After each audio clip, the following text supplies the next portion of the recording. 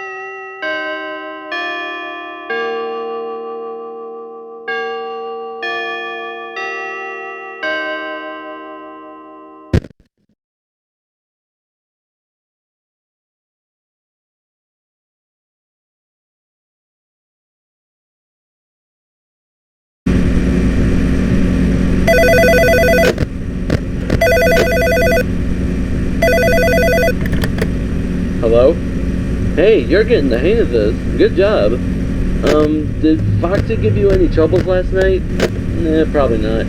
I was just wondering. Did any of these spring-locked suits wander around by any chance? If they did, then I apologize I didn't mention that. I was in a bit of a hurry while recording my message to you last night. However, Fredbear himself doesn't come off stage that much. But he does become more active when it gets darker for some reason. And I can imagine him being more difficult to deal with. He actually wasn't always the way he looked. Before he was brought here, he looked significantly different.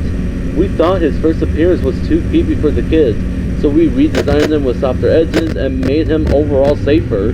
He actually has a safety feature on his head where if anything gets lodged in there, like a human head, then a mouth automatically opens and will stay open until that certain item is removed. Alright, I'm not going to be rambling on for too long.